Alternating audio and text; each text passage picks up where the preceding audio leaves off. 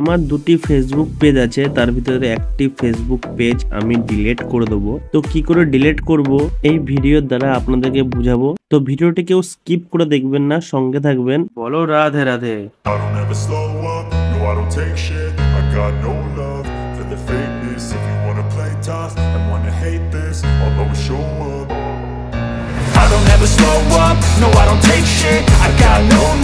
এখানে অ্যাকাউন্টটি অন করে নিলাম, ফেসবুক পেজ অ্যাকাউন্টটি অন হয়ে গেল। তো এখান থেকে আমি আপনাদেরকে দেখাচ্ছি এই অ্যাকাউন্টটি আমি কেন ডিলিট করতে চাইছি, কেন এর সঙ্গে আমাকে টাইম স্পেন্ড করতে হবে, না হলে এই অ্যাকাউন্টের কোনো দাম নেই। তো বেকার বেকার এতগুলো অ্যাকাউন্ট আমি খুলে রাখবো, এর জন্য আমি অ্যাকাউন্টটা ডিলিট করে দিচ্ছি।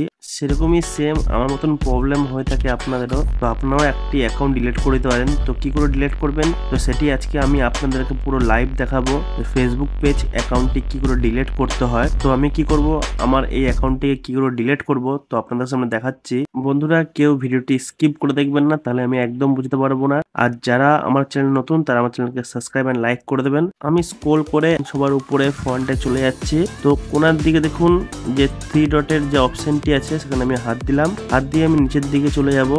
নিচের দিকে স্ক্রল করে নিচের দিকে চলে যাব। দেখুন এখানে লেখা আছে সেটিং অ্যান্ড প্রোফাইল। তো আমি এখানে হাত দিলাম, হাত দেওয়ার পর আমি উপরে যে সেটিংস বলে যে অপশনটি আছে, সেই সেটিংসে আমি আবার হাত দেবো। আপনারাও ক্লিক করে নিন।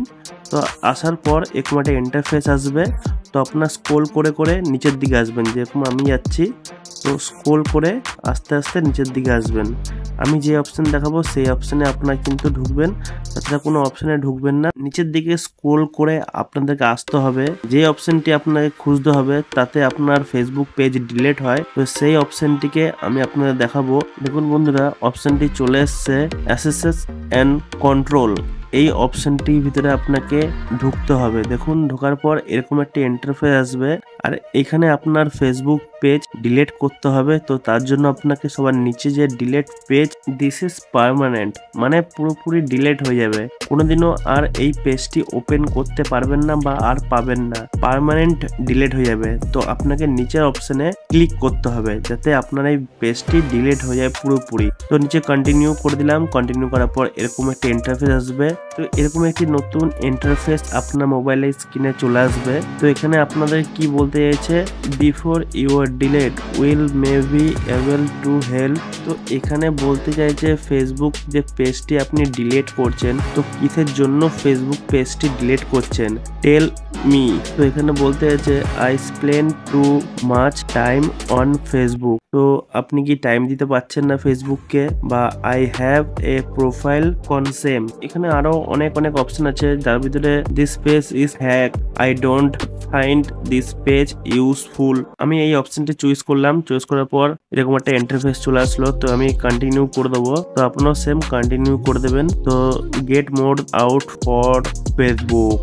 তো এখান থেকে আমি কন্টিনিউ করে দিলাম। কন্টিনিউ করার পর এখান থেকে আমার পার্মানেন্টলি ডিলিট দিস পেজ, পুরোপুরি ডিলিট হয়ে যাচ্ছে কিন্তু বন্ধুরা। তো নিচে কন্টিনিউ আছে, সেই কন্টিনিউ অপশনে আমি ক্লিক করলাম।